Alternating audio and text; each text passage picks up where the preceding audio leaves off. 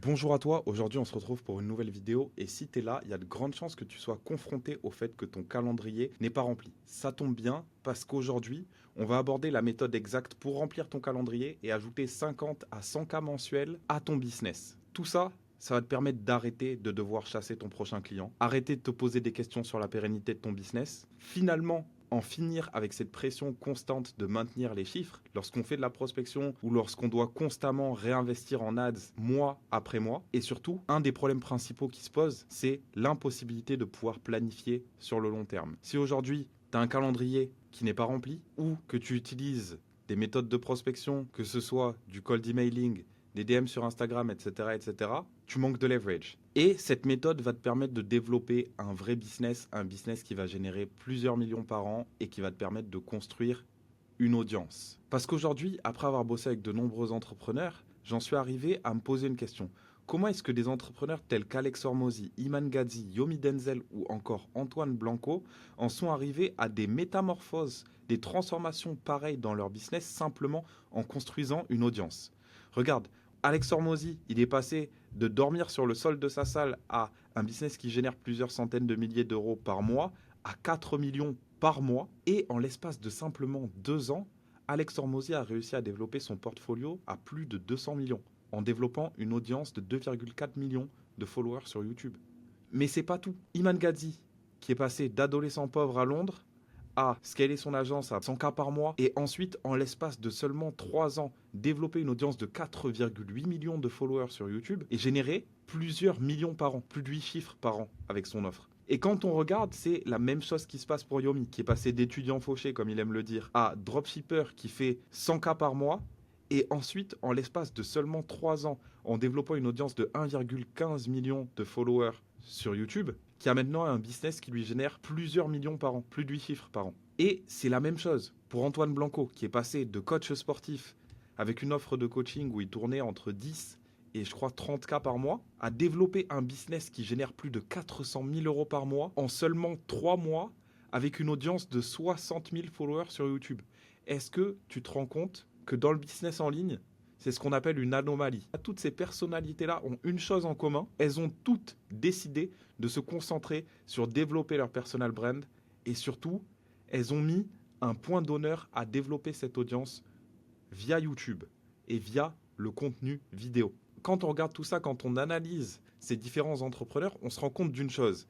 Il suffit d'avoir un canal d'acquisition et du leverage pour obtenir des résultats. Donc, dans cette vidéo, je vais te détailler étape par étape les différents mécanismes que tu dois mettre en place pour développer ton business, construire cette audience qui va te permettre d'être véritablement libre et comme Alex Hormozi, Iman Gadzhi, Yomi Denzel ou encore Antoine Blanco, développer un business à plusieurs millions par an, mais surtout développer une audience.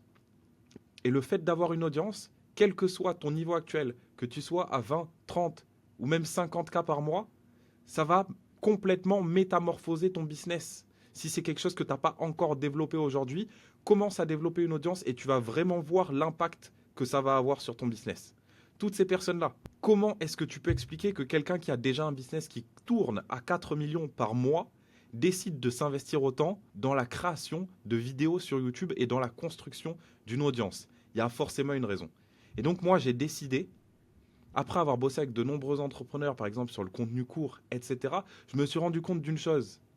Quelle que soit la niche, les personnes qui obtenaient les meilleurs résultats, c'était toujours les personnes qui avaient une audience sur YouTube.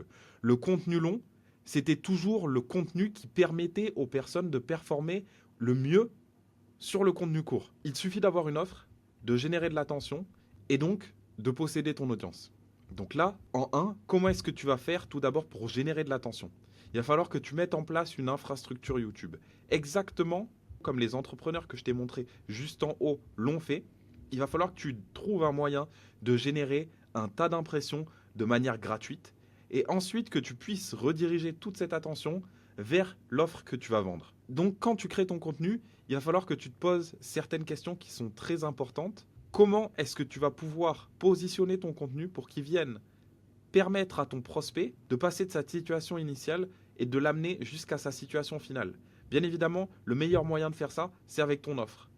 Mais ton contenu que les personnes peuvent consommer de manière gratuite, ça va être le meilleur moyen pour toi de permettre à ton prospect de tester ton service de manière gratuite. C'est la première impression que tu vas laisser à ton prospect et ça va être via ton contenu de manière complètement gratuite. Les gens, ils expérimentent, ils testent ton offre de manière gratuite simplement avec le contenu que tu donnes. Alors si tu fais du contenu de mauvaise qualité, forcément, l'impression que tu laisses à tes prospects, c'est que ton service est forcément de mauvaise qualité. Je vais te donner la méthode qui va te permettre de vraiment apporter de la valeur à tes prospects. Il va falloir te demander quels sont les différents mécanismes de ton offre qui vont aider ton prospect à atteindre sa situation finale.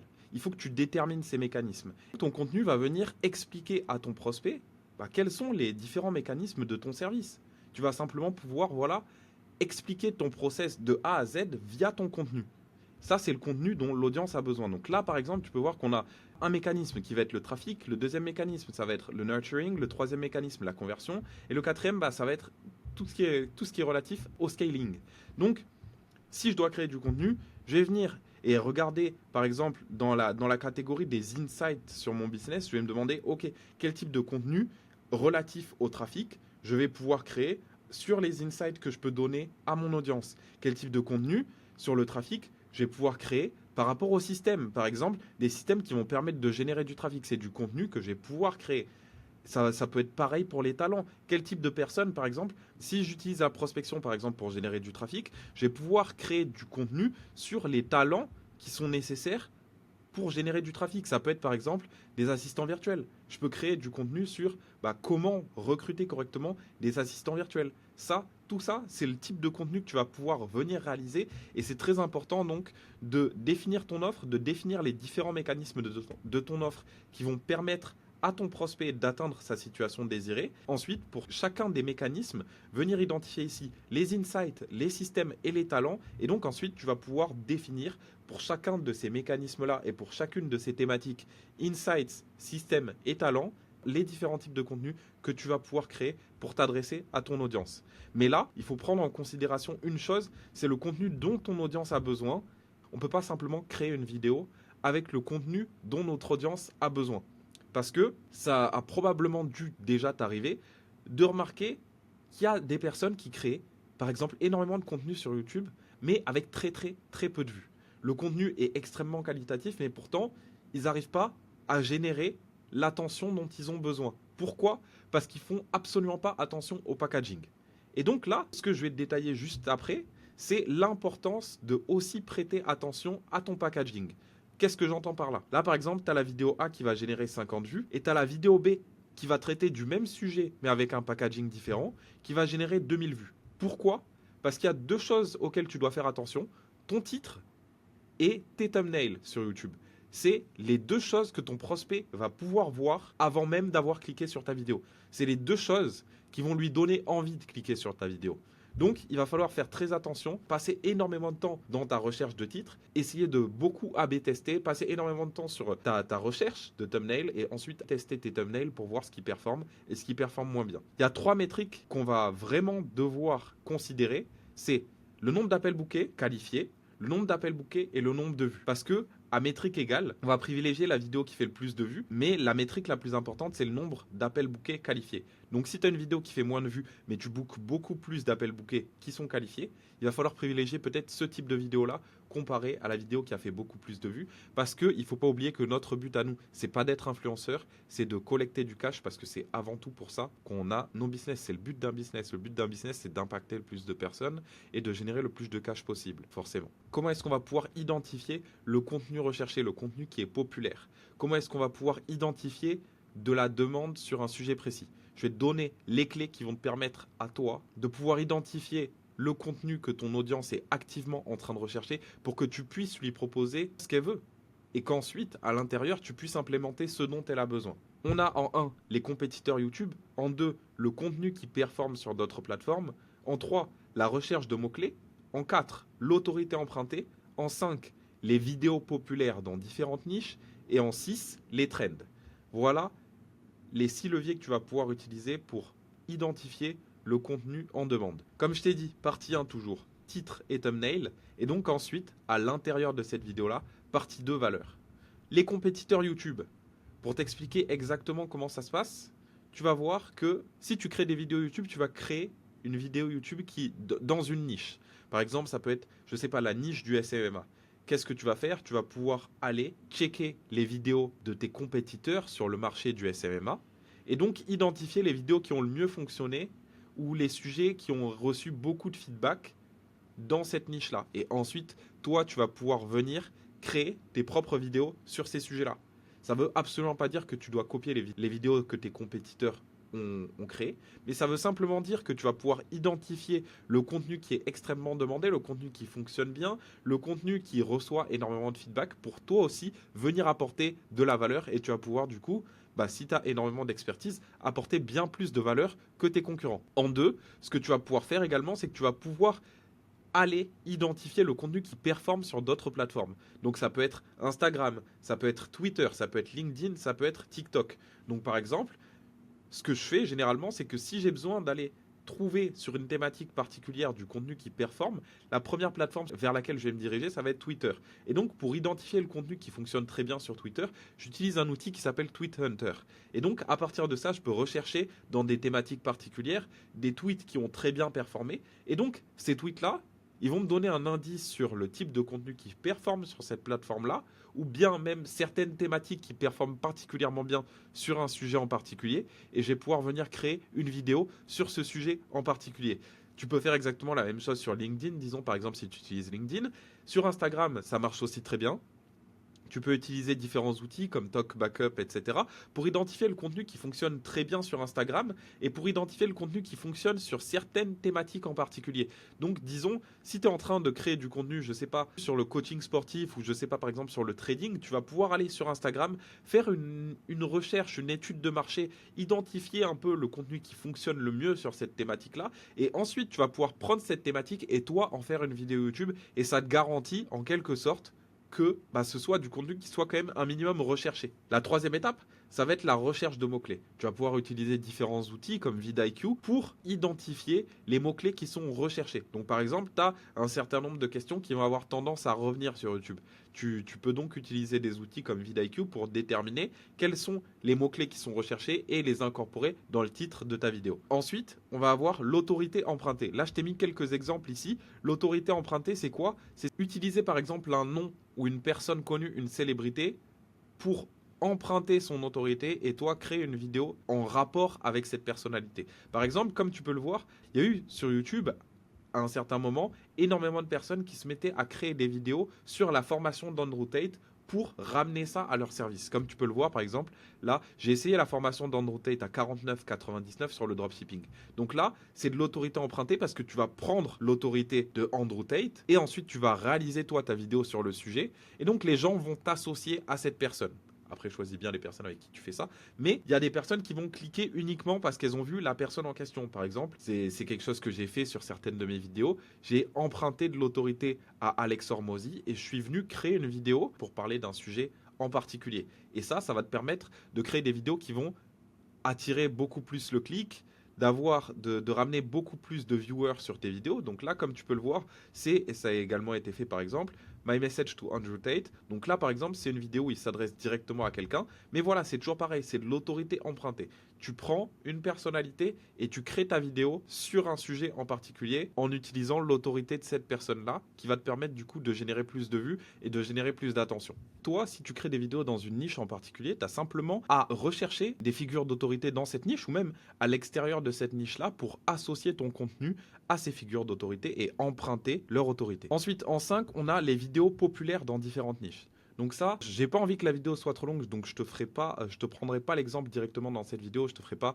un live de comment utiliser cette méthode-là. Mais si c'est quelque chose qui t'intéresse, tu peux me le dire en commentaire et j'en ferai une analyse un peu plus étendue dans une prochaine vidéo. Tu vas pouvoir identifier, aller voir ce qui se passe dans différentes niches sur YouTube, et donc tu vas voir qu'il y a des vidéos populaires il y a des vidéos qui sont populaires dans différentes niches, dans différents segments du marché. Donc ça peut être, je sais pas, par exemple, tu peux voir certaines vidéos qui sont populaires dans la niche du fitness, qui sont populaires également dans la niche, dans la niche du make money online, etc. Donc là, tu vas pouvoir identifier ces vidéos-là. Ça montre que c'est un format qui fonctionne. Et ce format, tu vas pouvoir venir l'utiliser pour toi aussi créer tes propres vidéos. Et le dernier point, ça va être les trends. Les trends, ça va être quelque chose d'assez particulier parce que c'est des vidéos où en fait, tu vas commencer à les voir un peu partout. Tu vas les voir partout. Par exemple, moi, dernièrement, j'ai fait une vidéo sur si je lançais une personal brand en 2024, voilà ce que je ferais. Ça, c'est une trend parce qu'en fait, c'est quelque chose qui a fonctionné très bien. Et il y a énormément de personnes qui ont parlé de si je lançais ça en 2024, voilà ce que je ferais. Et donc, moi, j'ai en quelque sorte utilisé la trend pour créer ma propre vidéo sur le sujet. Donc tu vas voir, il y a des trends sur à peu près tous les sujets. Tu peux voir par exemple, pour te donner un exemple, il y a la trend du POV. Tu as probablement dû voir ça sur YouTube un peu partout. POV, entrepreneur avec ton âge, je sais pas, et la ville dans laquelle tu es en train de bosser. Entrepreneur millionnaire qui développe son business à Dubaï, entrepreneur de 24 ans, milliardaire qui développe son business en Chine. Il y a des gens qui l'ont remixé à toutes les sauces. Et donc ça, en quelque sorte, c'est une trend. C'est quelque chose que tu vas pouvoir utiliser pour créer du contenu en demande, du contenu qui est demandé. Et donc, comme je t'ai dit juste avant, donc tu vas pouvoir te servir de ces différentes opportunités-là pour générer de l'attention sur ton contenu. Mais ça, en quelque sorte, ça va absolument pas changer la valeur que tu vas apporter via ton contenu. Donc ça veut dire ton packaging change. Par exemple, titre, thumbnail, ça c'est des choses sur lesquelles tu vas vraiment passer du temps avant de commencer à recorder ta vidéo. Mais ensuite, toi, à l'intérieur de ta vidéo, tu peux toujours apporter ta vision particulière sur un sujet et apporter de la valeur et apporter à ton audience ce dont elle a besoin et pas forcément ce qu'elle veut. Mais là, du coup, tu vas pouvoir les toucher, tu vas pouvoir leur parler d'un sujet en particulier qui ne les aurait peut-être pas intéressés si ce n'était pas via le format que tu as implémenté. Donc ensuite, on a rempli avec succès l'objectif numéro 1 qui était de générer de l'attention. Donc maintenant, il va falloir se demander, ok, qu'est-ce que je mets en place ensuite? Donc deuxième partie, posséder l'attention. Comment est-ce que tu vas posséder l'attention? Ça veut dire que tu vas récupérer la data de ton audience. Comment tu vas faire ça? Tu vas leur proposer, ça va être un échange de bons procédés, tu vas leur proposer quelque chose en échange de données, par exemple, de performer une action que tu veux qu'ils fassent. Donc, par exemple, tu as envie de les rediriger vers ta newsletter. Par exemple, inscris-toi à ma newsletter et obtiens ce lead magnet. Donc, ils te donnent leur mail et en échange, toi, tu leur donnes quelque chose dont ils ont besoin. Enfin, quelque chose qu'ils veulent. Et donc, ça peut être la même chose aussi, par exemple, pour une communauté. Le but, avec le fait de posséder l'attention, ça va être de te détacher des plateformes, d'avoir en gros, en quelque sorte, tes données, les données de tes clients et de pouvoir y accéder quoi qu'il arrive. Parce que tu peux te faire bannir de YouTube, tu peux te faire bannir d'Instagram, tu peux te faire bannir en fait d'un peu partout. Tu n'as peut-être pas forcément envie d'être aussi l'esclave de l'algorithme et qu'un jour, on réduise ton reach sur une plateforme et que tu puisses plus parler à tes prospects, que tu puisses plus les toucher de la manière dont tu as envie. Et donc ça, c'est très important de récupérer ces données-là pour pouvoir au final toucher tes prospects, leur parler directement en dehors des plateformes. Et puis, c'est bien aussi de pouvoir communiquer directement avec tes prospects sans avoir à être en concurrence avec 40 000 autres personnes qui sont en train de créer des vidéos YouTube sur ta thématique. Donc c'est ça l'avantage de posséder l'attention. Ne te limite pas simplement aux plateformes, aux différents réseaux sociaux pour effectuer toute ta communication. Emmène ton audience vers une communauté et récupère les données de ton audience pour, par exemple, leur envoyer des mails, etc., etc. Ça facilitera le process de conversion également plus tard. Donc ensuite, l'étape d'après, c'est le nurturing. Donc, qu'est-ce qu'on met en place? Par exemple, des campagnes email, encore du contenu éducatif. Tu vas pouvoir leur apporter de la preuve sociale, par exemple.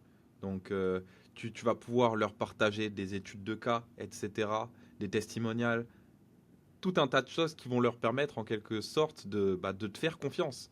Parce qu'en soi, ce qui te sépare de ton prospect, c'est cet aspect de confiance et de crédibilité. Si ton prospect croit dur comme fer que tu es la personne la plus à même de l'amener vers sa situation désirée et qu'il te fait confiance, alors le fait d'acheter ton service, ça fait totalement sens. Et donc, pour clôturer cette vidéo, une fois qu'on a fini cet aspect nurturing, il nous reste uniquement ce dernier aspect conversion. Donc là, en gros, il va falloir que tu mettes en place un certain nombre de mécanismes de conversion. Pour ça, tu vas avoir ta VSL, donc ta vidéo sales letter. Mais là, il y a quelque chose qui se passe sur le marché en ce moment, c'est que il y a de plus en plus de personnes qui utilisent YouTube pour poster directement leur VSL. Donc en gros, au lieu de poster ta VSL sur une page de vente, tu vas pouvoir, comme là, tu peux voir par exemple, rediriger en dessous de chacune des vidéos YouTube, rediriger directement. J'ai pas pris de screen là, mais bon. En dessous de chacune de ces vidéos, en description, redirige vers cette vidéo-là. Et donc là, cette vidéo, qui est une VSL, mais elle est sur YouTube, donc elle est très facile à consommer par les prospects, elle a fait 1,3 million de vues. Je ne sais pas si tu te rends compte de ce que ça représente une VSL qui est vue 1,3 million de fois. Donc, le but, ça va être mettre en place une VSL sur YouTube pour réduire au maximum la friction et mettre en place tout un tas de vidéos qui vont te permettre de générer de l'attention. C'est encore plus faisable évidemment sur une niche comme le Make Money. Mais toutes ces vidéos-là redirigent vers la VSL où là, le seul but de la VSL, c'est de vendre. Et ensuite, tu rediriges vers une page de vente, là parce que c'est une formation, ou vers un call. Et donc ensuite, voilà, il ne te reste plus qu'à closer. Et donc, si tu essayes de scaler le système que je t'ai présenté juste avant, c'est là où, par exemple, le contenu court peut faire son apparition. Vu que ça te demande quand même une unité de temps, j'en ai parlé dans une vidéo précédente, il y a une méthode pour le contenu court qui va te permettre d'utiliser le contenu court sans y accorder de temps. Ça s'appelle le Faceless Funnel. Tu pourras checker la vidéo que j'ai postée juste avant celle-là où je te détaille en quelque sorte le Faceless Funnel qui te permet de créer du contenu court sans y passer de temps, sans y passer une seule minute. Mais voilà, si on reste sur ce format de contenu court qui n'est pas véritablement, qui n'est pas efficient et où tu dois dépenser énormément d'unités de temps pour créer du contenu court, ça rentre en compte uniquement une fois que ton système, que ton infrastructure YouTube est déjà en place, que ton YouTube génère suffisamment d'attention. Et donc là, ensuite, tu vas pouvoir venir utiliser le contenu court pour en quelque sorte supercharger, booster ton système. Comme là, ça a été mis en place par exemple avec Iman Gadzhi, avec Yomi Denzel, qui vont utiliser les podcasts pour créer énormément de contenu court ou même du contenu court spécifique pour ces plateformes. Et donc, encore toute cette attention, ça va générer tout un tas d'attention qui vont ensuite rediriger encore une fois vers la chaîne YouTube et ça crée cette boucle infinie. Et donc, dernier élément de ce système, c'est les ads.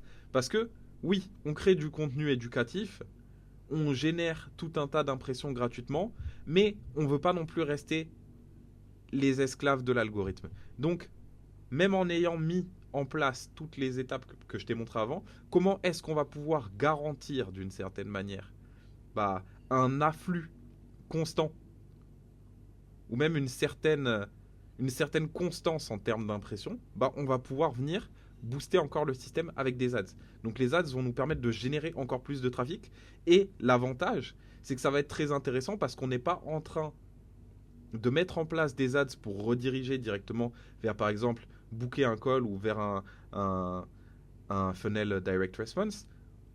On est en train de mettre en place des ads vers du contenu éducatif. Donc, le coût va être très faible. Le coût des ads va être très faible. Et c'est là où le système commence vraiment à devenir puissant. Parce qu'en fait, les prospects qui ont le plus de valeur, c'est les prospects qui sont les plus éduqués.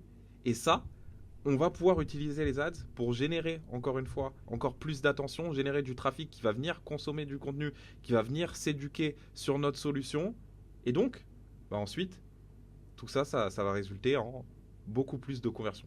En tout cas, j'espère avoir pu t'apporter un maximum de valeur dans cette vidéo. N'hésite pas, si je t'ai aidé, à me le dire en commentaire. Si tu as d'autres sujets que tu aimerais que je traite, tu peux le dire en commentaire également. Tu peux liker cette vidéo.